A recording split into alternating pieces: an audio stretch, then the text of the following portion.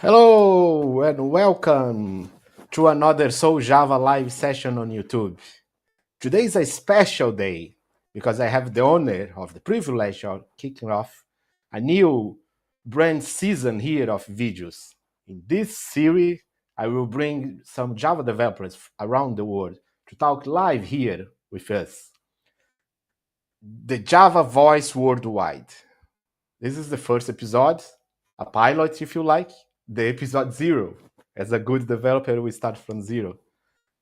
Java Voice Worldwide, a place where we bring developers together through code and community.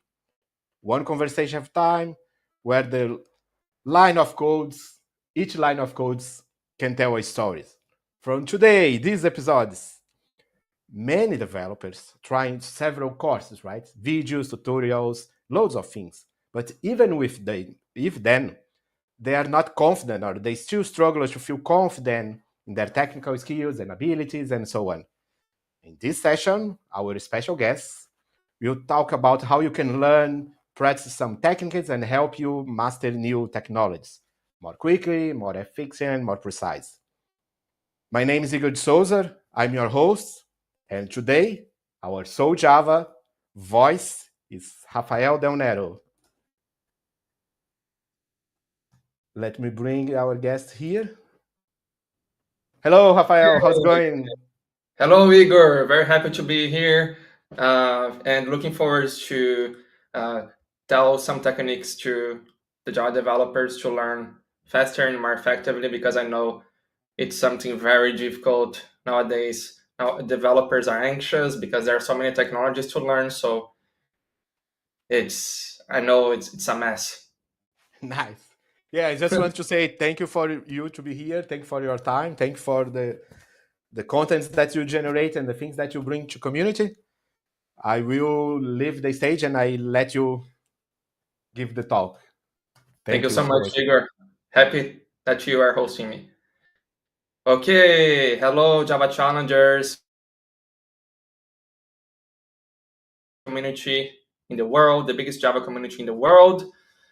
And today I'm gonna do this live video to help you learn technologies faster because I know nowadays it's difficult to learn technologies because you don't know exactly what to study as a Java developers because the Java ecosystem is so big. And well, Igor talked a little bit about me, but I will just give a quick introduction about me. I'm Rafael Danero, I'm a Java champion, and I help you, Java developer, to stand out for companies and to be well paid. And remember that tomorrow there will be a very important event, which is the High Value Developer event. And in this event, I'm going to help you learn the pillars to become a well paid developer and to stand out to the market. Because it's not only technical skills that will take you to the next level of your career. Igor will share the link to you so that you can access and you can get registered to the event tomorrow. It's going to be awesome. It's going to help you to open your eyes to go to the next level because I was stuck in my career so much time because I was so naive. I thought that only technical skills would give me everything I needed to get promoted, but didn't happen like that. I was waiting for my manager to promote me, and it was the wrong approach. Anyway, let's talk here about technology because even though soft skills are important, we need also technical skills. And we need to study the right things, otherwise, we're going to struggle again and again in our jobs. So, the first thing that you must do as a developer is to choose your focus because, like, don't try to learn everything like from the back end to the front end. And you can learn the basics from the front end if you want.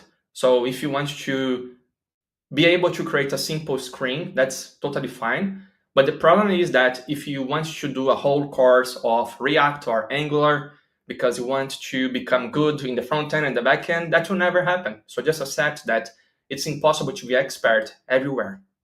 You have to be so in some areas and choose one area that you're going to be very good. Like all of you here are Java developers, right? So the first obvious thing I will tell you is that you have to be proficient with Java.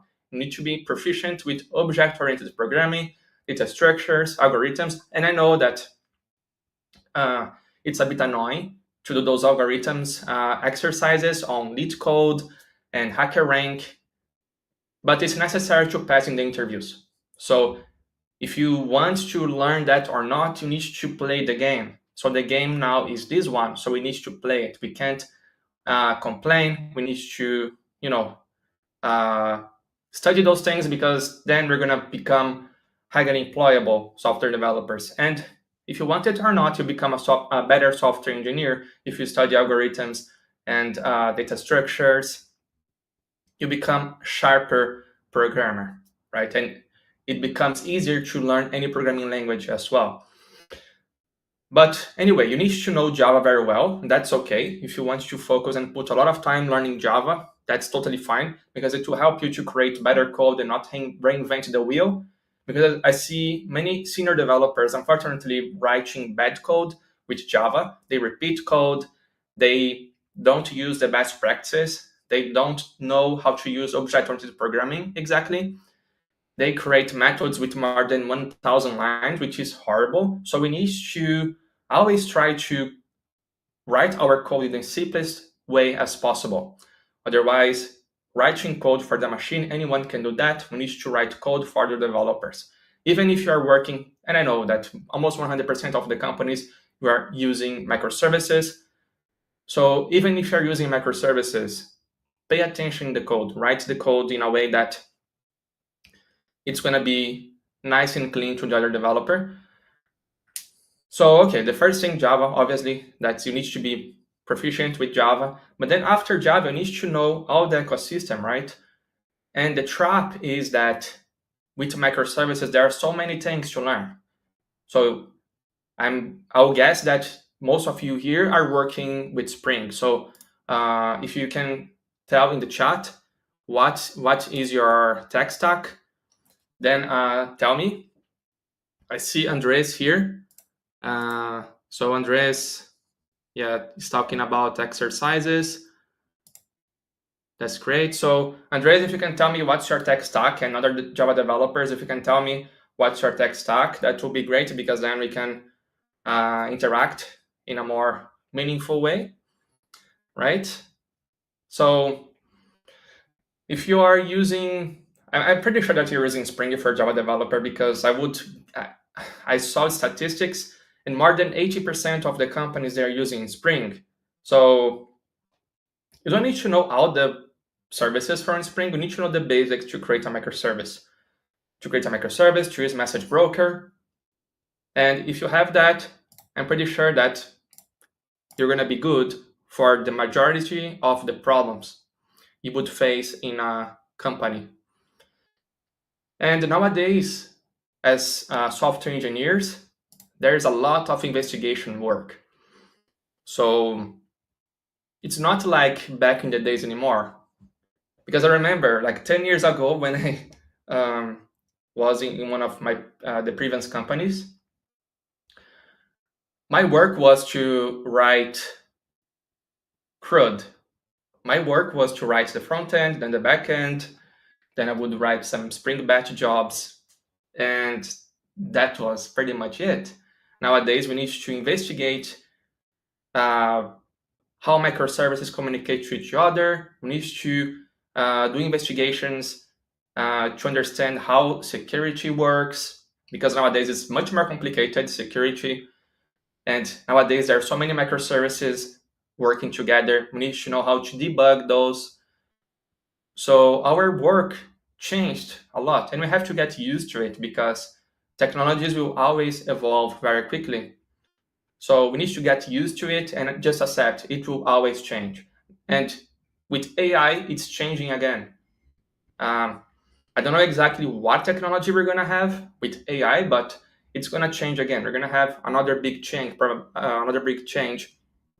going to have to learn new things. And that's fine. We have to accept that it's going to be always like that. So, but in the same page, you can't always follow the shining toy and be learning random things. You have to be focused on the things that will bring the most impact in your career to grow in your job. So for example, if you're being impacted again and again and again in your job because you don't know a certain technology, I would suggest you to learn this technology first so that you don't feel so stressed out. And then your day-to-day work is going to be easier. And you might even save time to study things that you find useful for your career.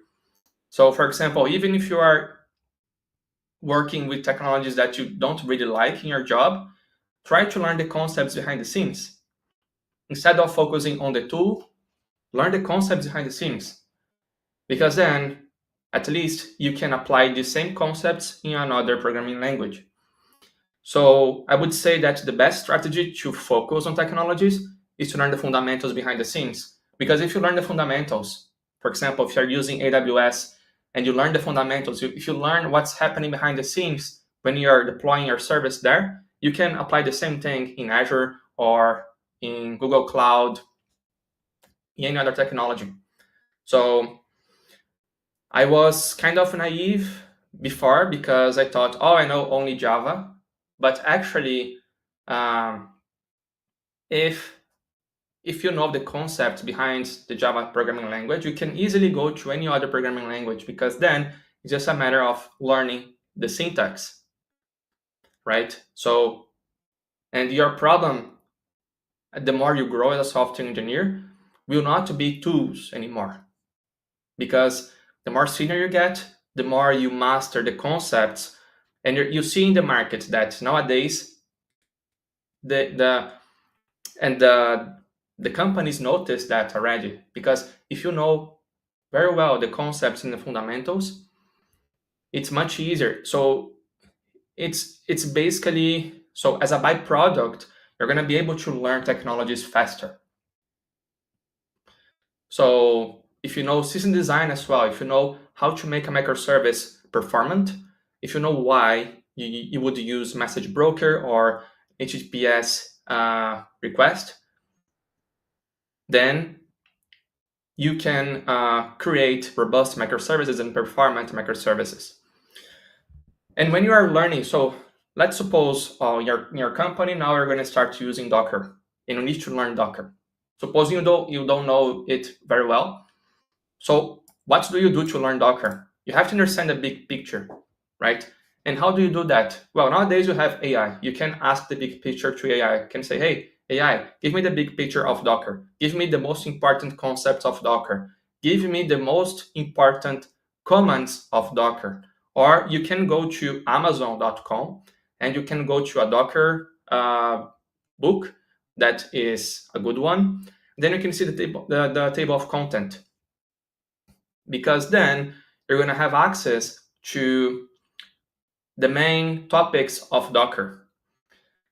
So then when you do that, you're going to have a big picture and a very clear idea of what is Docker. And when you're learning technology, it's crucial to understand why you would use Docker, right? So how can you do that? You can ask AI. You could ask Google. You could briefly read in a book. It doesn't matter the way you learn. And actually, I also recommend you to mix and match the ways you learn. So by talking to other developers, or by reading a book, or by reading documentation, or by implementing something, you have to mix and match all of those ways of learning, because then you're going to be much more likely to really master this skill. And to really learn a technology or any new skill, you need to practice. Because if you learn only the theory, and if you never made a test, if you never wrote anything with that, chances are that the first time that you try to write something about with Docker, for example, you're going to have an error. And that's great, because if there is an error when you're writing Docker code, it means that you are growing that skill. So I recommend you to, every time you're learning something new, you have to make your hands dirty. You have to you have to try it. You have to test. You have to make your code break. You have to see errors. You have to make your code not compile.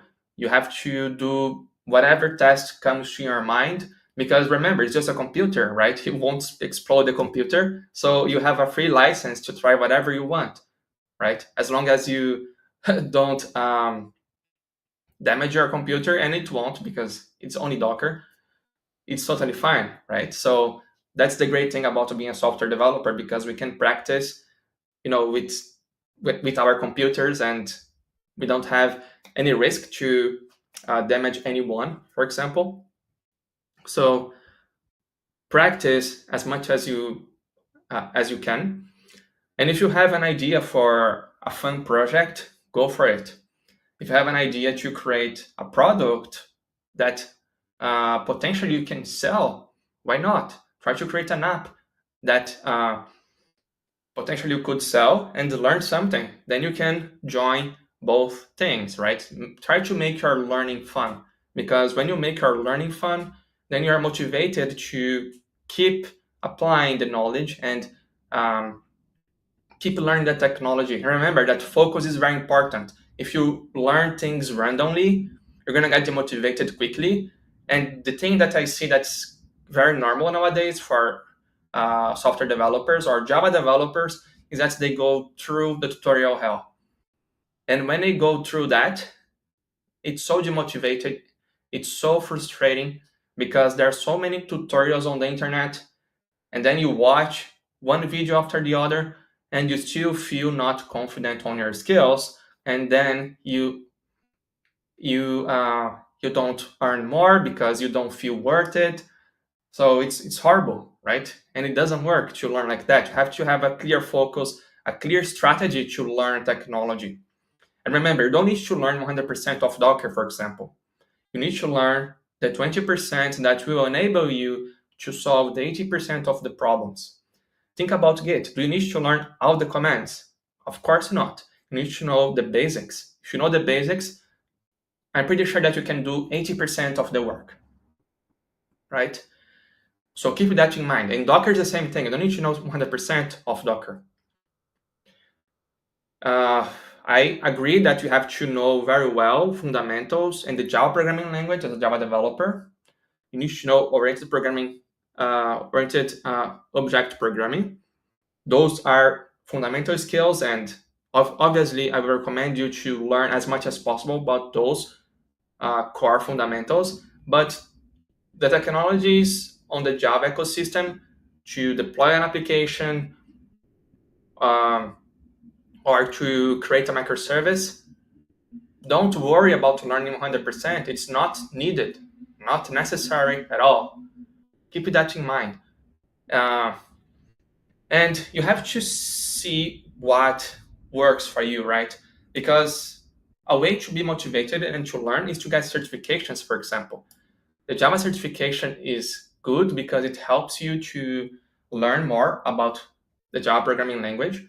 In my case, it helped me a lot to learn about Java, because kind of forces you to learn many concepts you wouldn't apply in your day-to-day job. But sometimes when you're creating your code and when you want to make your code clean and nice, sometimes you use those very small details you learn to get certifications. So certification, the most value you get from it is your learning. The other certification I recommend you to get is the AWS certification, because I know this certification is highly valuable to the market.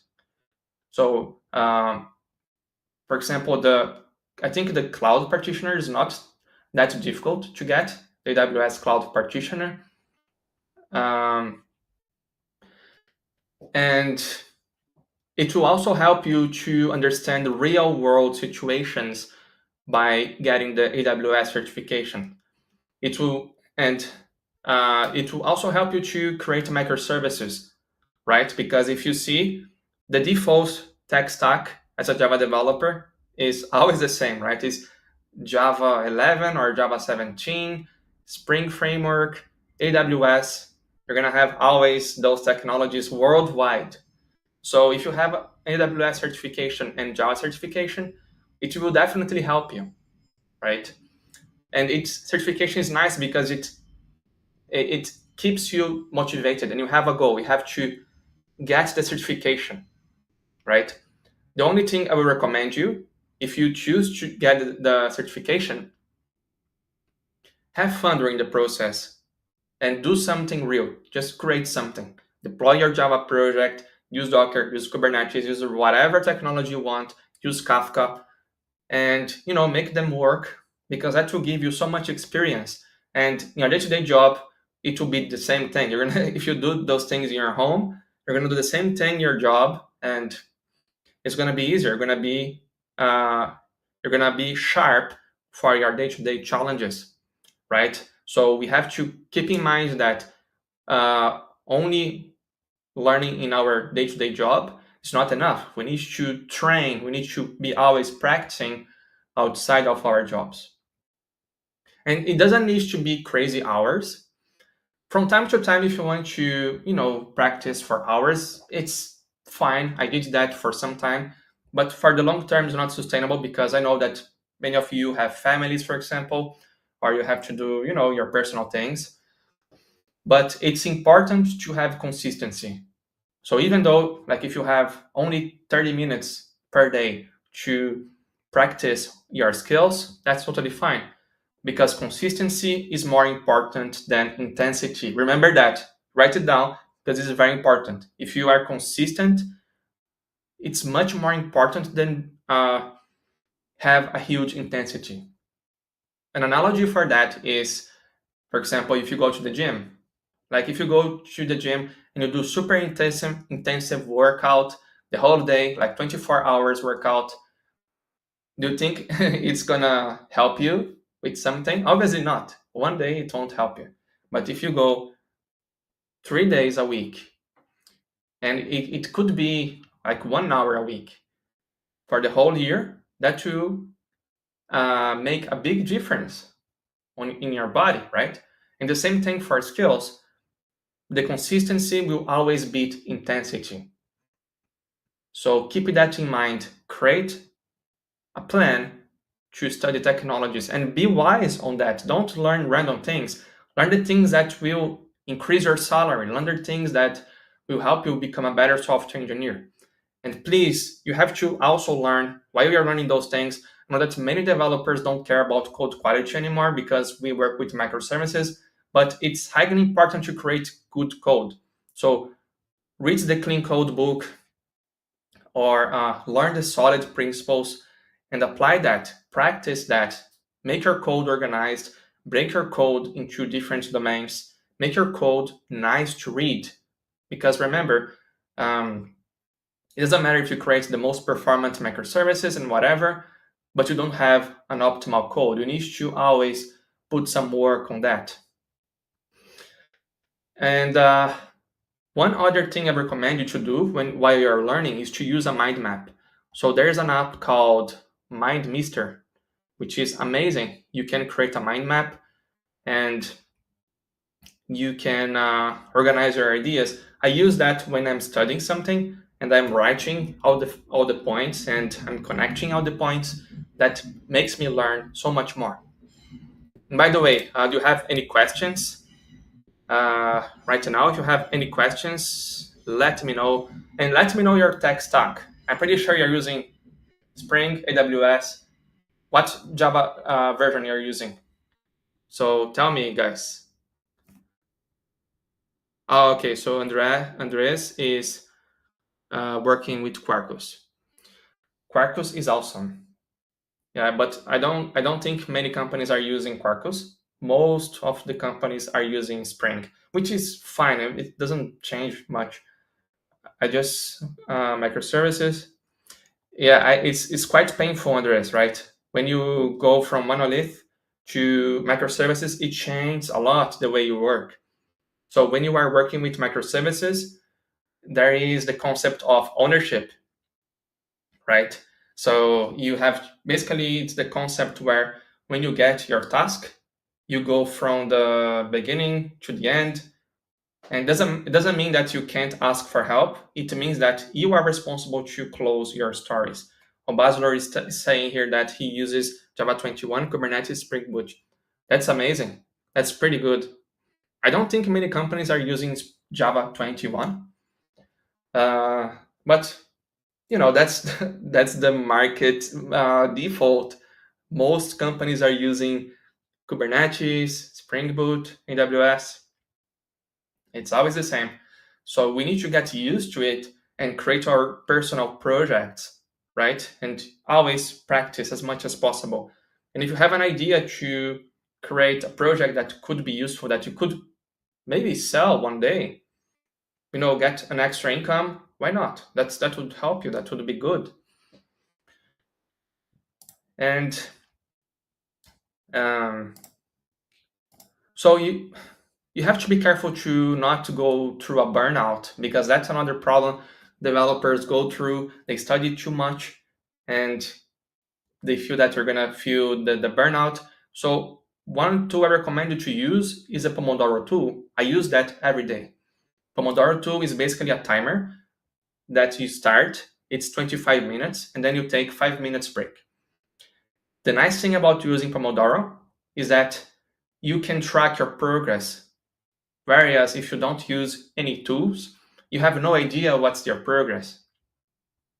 So it's crucial that you use a tool so that you know, okay, this week I worked on my goals for 10 hours, right? Then you see there how many hours exactly you applied to learn the thing you want, right? So Pomodoro is great. There are many tools you can find on the internet. They are all free. And guys, tell me if you have any questions so far. Okay, so I can see here Sondos are using Java, Spring Boot. Yeah, okay, so Sondos, yeah, he's guilty. Yeah, it's not only you, Sondos. Most developers are guilty of that.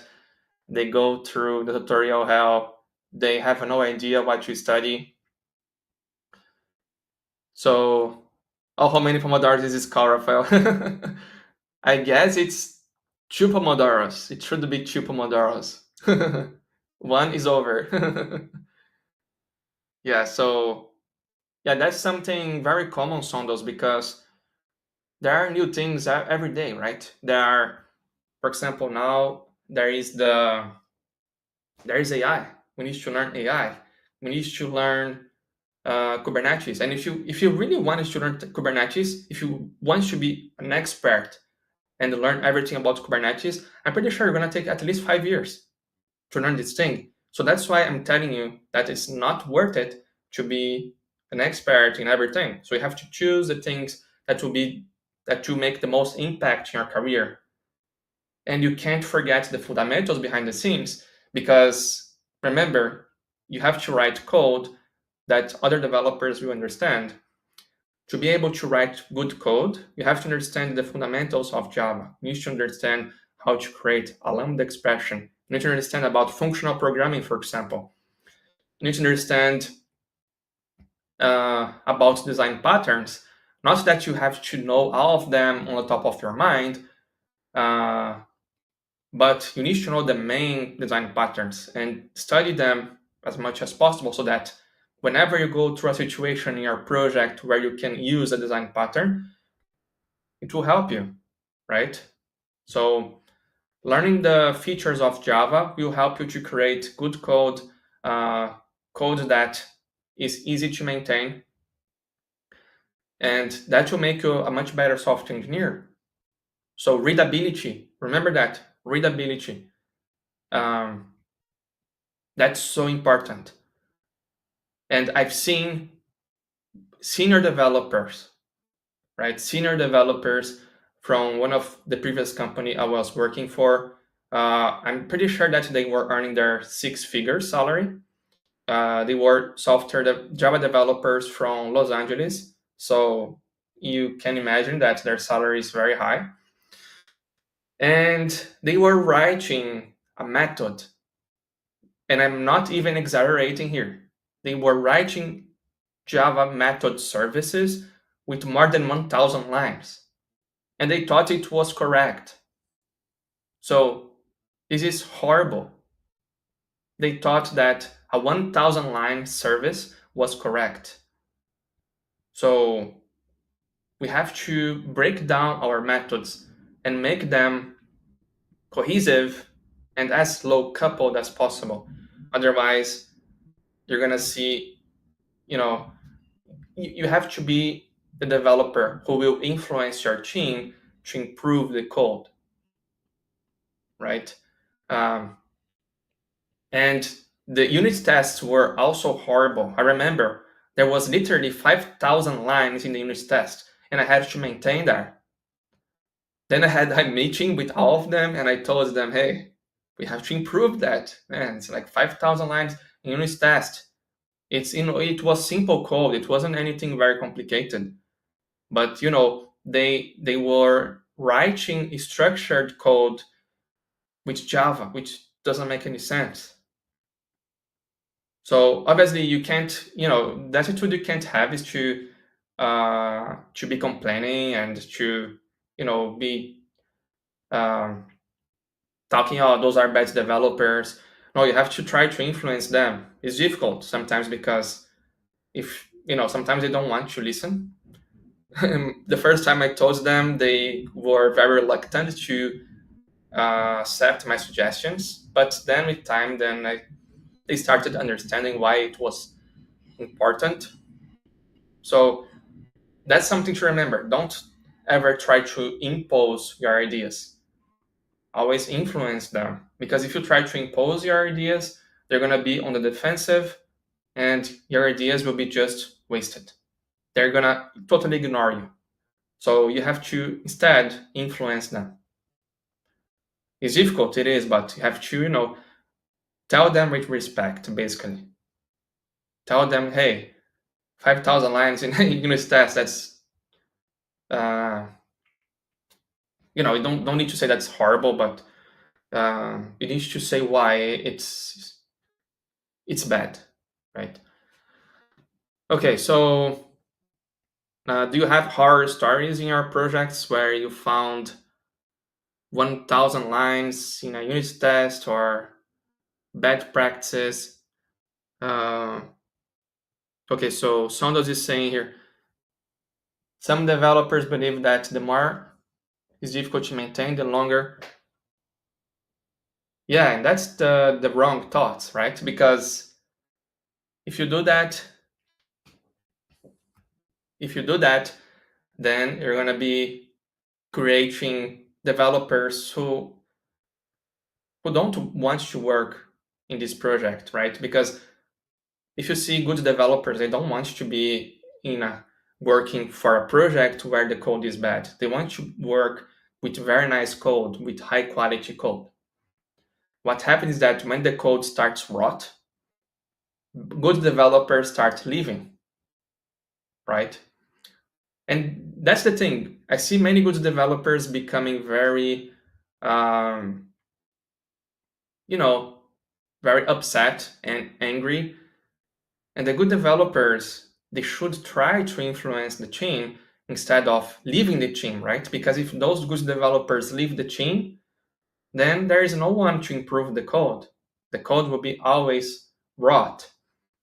But yeah, there is unfortunately those people, Sondos, who think that if they write bad code, they will keep their jobs, but it could be the opposite, right? Because if they write bad code and then they take 1 month to add a simple feature in the code, I think any decent manager would understand that, right? They understand that the code is horrible, right? So it could backfire those people who think that writing bad code would make them keep their jobs, right? Because you always have to think about your career. So, okay, so Bruno is talking here. Horror story. I deployed process that had over 50 manual steps. Oh my God, because they automated 4. They thought it was solved, and one of the steps was to comment, "Oh my god, that's horrible, Bruno."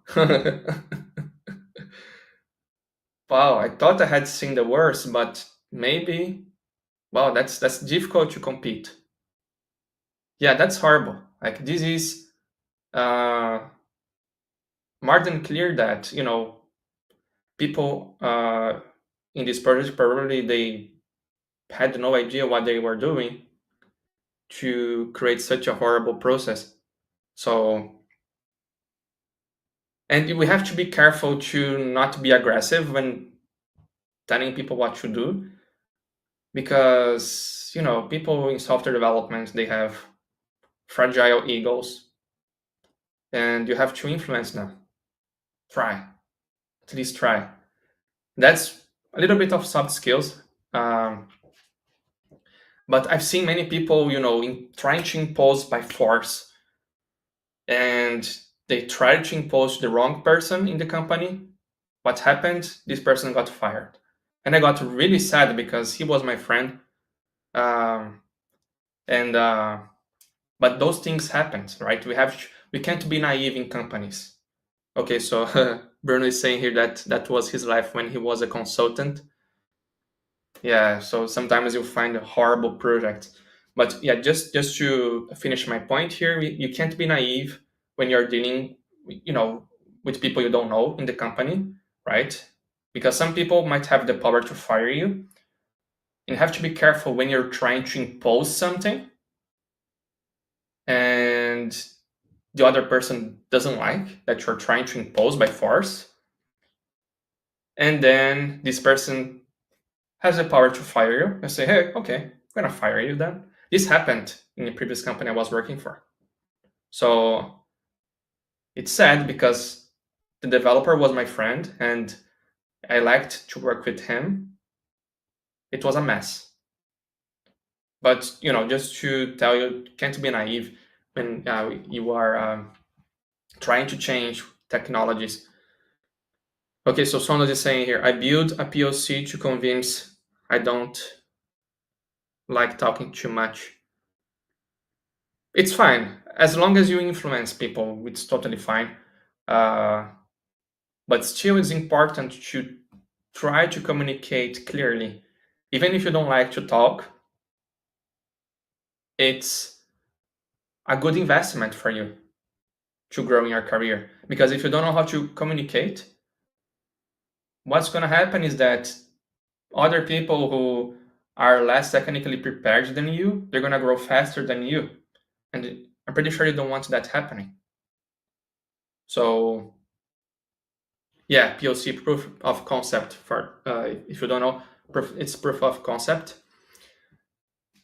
And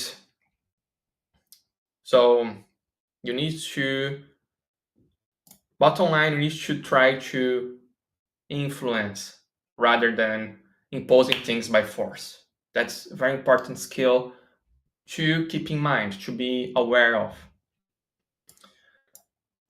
And so supposing you're learning Docker, you need to define very clear goals, right?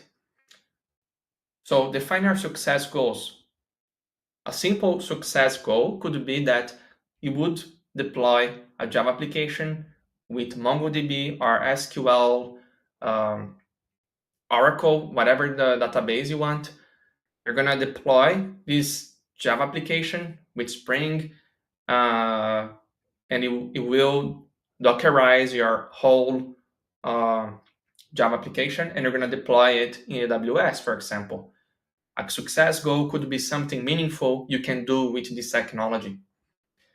Because if you define the success goals, then you're going to be motivated to achieve this goal and to be able to deploy a Java application with MongoDB or whatever database you want. You're going to have to learn some important concepts from Docker. You're going to know how to configure Docker. You're going to have to know how to containerize your Java application. So you're going to have to learn the basics of Docker to make it happen. And I'm telling you a framework here that will work for any technology you want to master. So if you want to, learn the basics of a front-end application because you want to test your back-end service, you could use that with Angular or React or whatever the front-end you want to learn, at least the basics. So, and once you have your success goals, like this is, so those goals are set using the SMART technique, right? So which is basically a specific goal, measurable, something that you can measure. So to deploy a Java application with Docker in AWS, it's something measurable, right? You know what's the process, you know that's something tangible, it's something that you can do, something that you can accomplish. It's achievable, realistic, and time bound. So set some time, like in how much time you're gonna be able to do that. In 1 week, 2 weeks, 1 month, whatever is whatever works for you, you define the time and leverage the right resources. So it's important to read the highly recommended books for Java developers. I have a list here and I will share with you in the private chat. So if anyone can share this article with the audience, that will be awesome. I put the link on the private chat. So those are the books that they're highly important for every Java developer. There is the Clean Code, Clean Architecture, Pragmatic Programmer, Effective Java, Design Patterns, Java Concurrency in Practice, Java Challengers. Obviously, I have to put my book here. Refactoring, Java Certification book, Domain-Driven Design, Continuous Delivery, Golden Lessons for Mindset, Soft Skills. So there are many good books here, and I highly recommend you to read it. Oh, thank you so much. Thank you so much, Max. So Max shared the link. Okay. So Java also shared the link. Thank you so much. Yeah, so those are very good books. Those are like the timeless books. It's the books that will pass the test of time. Because those books, they focus a lot in fundamentals. Okay, so, and follow thought leaders and communities. So, for example, you have many Java champions, many Java experts you can follow.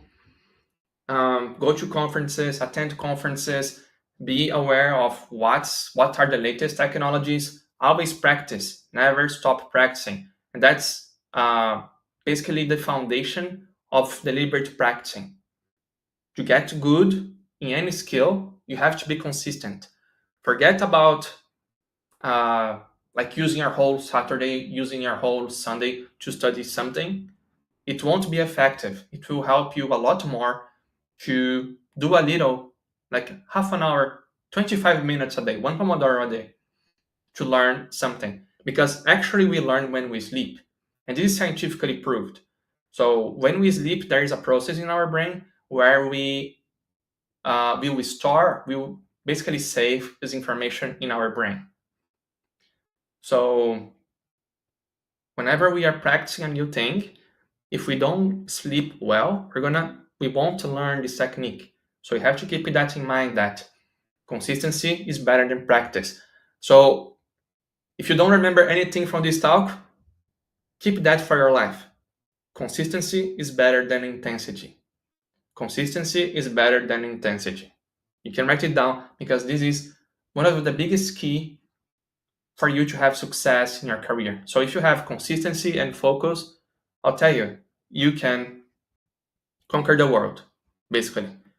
So, and maintain a learning journal. So it's important to write what are your achievements. So while you're learning Docker, Kubernetes, AWS, So while you're doing those things, keep a learning journal so that you know what's the progress you are doing. So because then it's gonna help you to stay motivated to learn more and more, right? And other than learning things for real projects, you have to keep an eye on how are the interviews nowadays. Because I'll tell you that I told you in the beginning of this talk that the companies are demanding you to know about code challenges and system design. So you need to study those. Don't neglect those concepts because you're gonna need it in the next interview, right? How are you gonna able to negotiate in your company if you're not able to get an offer from another company? It's difficult because you have no, basically the company have the power over you if you can't get an offer from another company. So you have to keep that in mind. Uh, and we all have learning styles that we learn the most. So there are visual learners, for example. I like this kind of. I'm because I like to watch videos. I like to see diagrams. I like to see infographics. Um, so if you are a developer who likes to watch videos, and I'm pretty much sure that most of the developers nowadays like videos because you can see the code executing, you can hear the voice of the author. Um, it's more interactive, right? You know the person who is teaching you.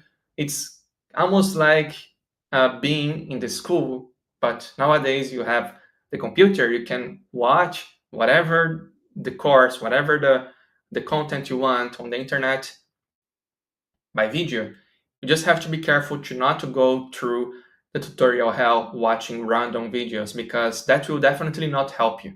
You have to put the work. There's no way out of that, right? Learn passively doesn't work. It's it's you're gonna only waste your time. It's gonna be frustrating. You won't feel confident. Don't make this mistake. If you're learning something, try to create your own project. Always. You're gonna struggle, yes. You're gonna make mistakes, yes. But you're gonna learn. You're gonna acquire skill. And that's the great thing, right?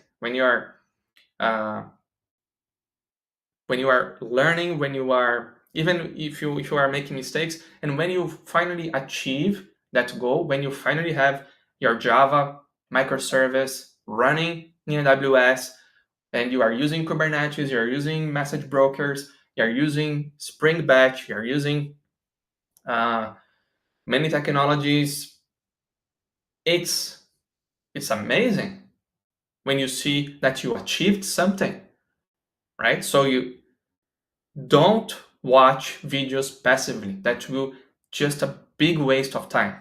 Remember that just watching videos will be a waste of time. You always have to balance, right? While you're watching something, you practice a bit, watch more, practice a bit, watch more, practice a bit. Sometimes you're going to have to watch a lot, but always when you watch a lot, practice that learning. Otherwise, it's going to go everything to the waste. So you have to be careful with that. That's a big mistake many developers make. You have to acquire the skill and you have to practice to acquire the skill. Uh, so I really like also to learn through books. So there is the auditory learning style. And on this style, for example, there is a huge power in this learning style. Even if it's not yours, I would recommend you to try to develop that. I know there are many people who say, oh, I can't listen because I don't like it. But I will encourage you to develop that. Why?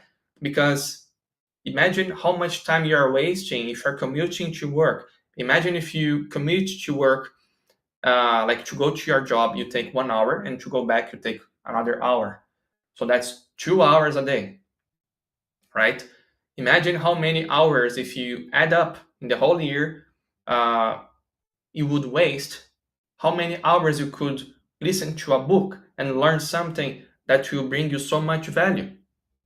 Education changed the game. If you listen books, it's going to help you grow. And also, don't make the mistake of listening to books that are only focused on technical stuff.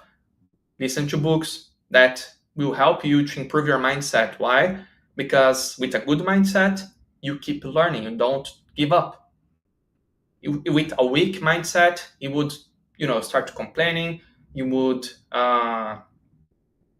throw the fault. You would blame external factors, and you would have many excuses to not do the work. When you have a strong mindset, man, there's no excuse. You have to do the work. You have to be a better Java developer. You need to write amazing code. You need to do your best to deliver the best code as you could as you can, right? So you have to consistently work on your mindset. And a great way to get motivated is to go to conferences. Always when you go to a conference, you feel so energized, you feel motivated, you are happy to be learning and to be doing networking with other people, with other developers. That's crucial, right? Because when developers know you, they might recommend you to the best opportunities, to nice opportunities, right? So have to keep that in mind. And if you're not an auditory learning, develop that. Because imagine there are so many times that really it's wasted time. For example, when I'm going to wash the dishes, what I'm doing, I'm listening to something. I never, it's rare where I let a dead time in my schedule. Yes, sometimes I will take some rest for my mind because we can't also overwhelm our minds. We have to sometimes, have fun and to, not focus on the work. But every time I'm doing something boring like washing the dishes or cleaning the house or going to the gym, gym is like brainless exercise. You just do repetition exercise. And I'm always listening to a book or a podcast. I'm always learning something. So if you adopt this habit, it's going to be amazing. Like imagine in 5 years and you are listening to amazing software development books, mindset books. If you are learning, about finances, those skills are important for you because they're gonna be impacting you every day in your life. Like your finance will be impacting you every day. I see many developers with basic finance problems, right? And if they learn a little bit about finance, right, some basics, like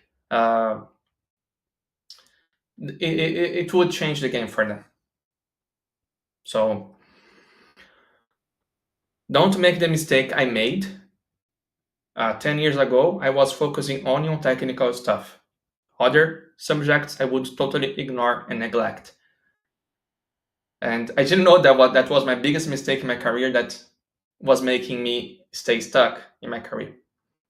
So if you're not auditory learning, develop this ability.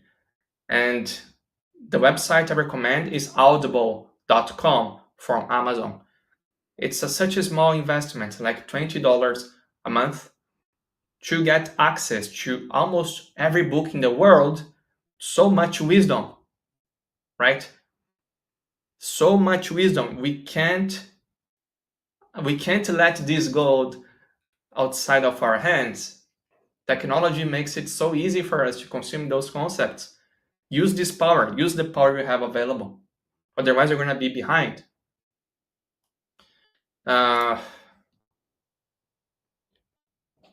Okay, so Basler is complaining here. I do have finance problem for a starter. I don't have enough money. Yeah, Basler, like I would recommend you to not focus too much on technical stuff. we have to think about the other things, right? Because if we are only focused on technical stuff, we're gonna be like a puppet from other companies. The company will just make, hey, come on here, I will dictate your salary. I will I will tell you how much you're gonna earn, which is horrible. So that was a big lesson I learned. I was focusing so much on technical side that I was basically a puppet, right? And that's horrible position to be in.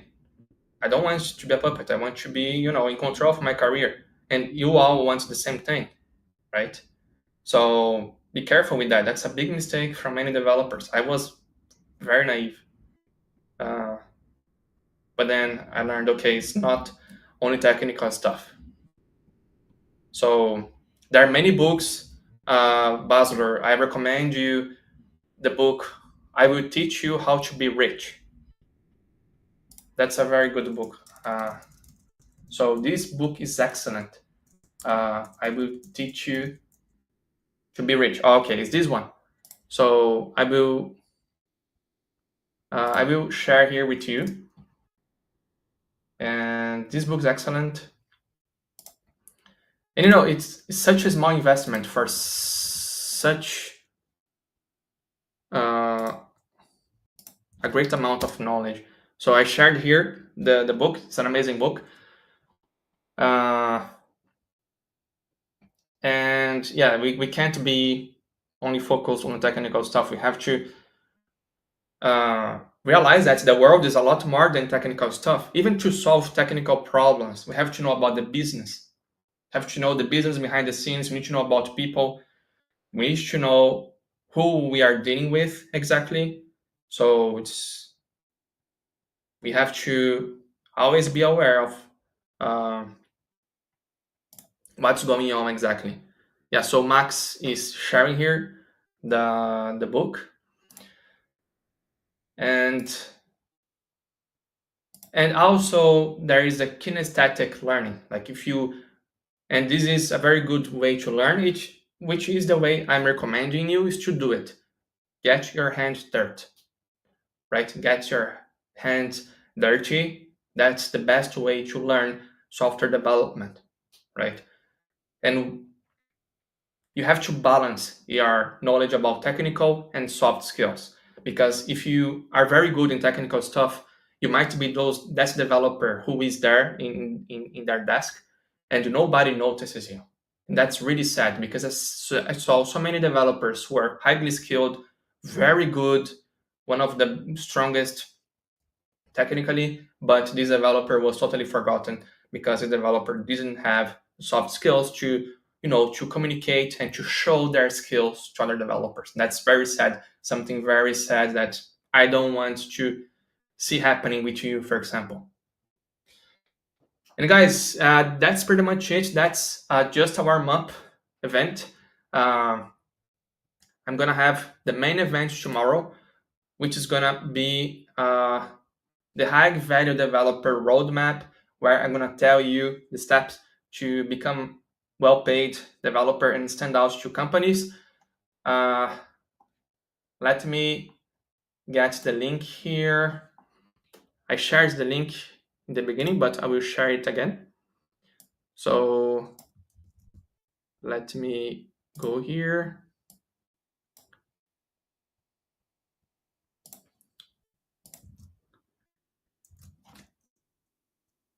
Oh yeah, thank you so much. Yes, thanks for Java. Yeah, so that's the main event. So I invite you to be there. So to learn what are those steps, and to not be stuck so many years like I was in my career and I had no idea what was going on. And I'll show you the steps to stand out as a developer and to also be well paid, because it really sucks to be an underpaid developer, right? Because you can't do your travels, you can barely provide to your family. There are many issues, right? I know that when we talk about salaries, to developers kind of a taboo, but it can't be a taboo. Why? Because again, if you make your salary a taboo, first thing, you're gonna very likely be an underpaid developer. Second thing, the companies will control you because they will have all the power during the salary negotiation. And third, it's gonna be more hard. It's gonna be more difficult to provide for your family. And I'm sure you want to be a good provider, right? You want to, make your family secure. You want to spend quality time with your family. You want to go to the best restaurants, and we deserve, right? The developer is one of the most difficult um, professions in the world, right? We need to be studying. We need to be. It's fun, right? Have fun. I love being a software engineer, but we can't deny that it's difficult. So you have to get the salary you deserve. Don't let the companies control you. Being a puppet from companies is it's not a position you want to be. Okay, so Sondos is, yes, that's a great thing. I also did that while I was driving Sondos. I was listening to audiobooks or podcasts. I created a list on my blog. Let me just find here to you. But there are many good books.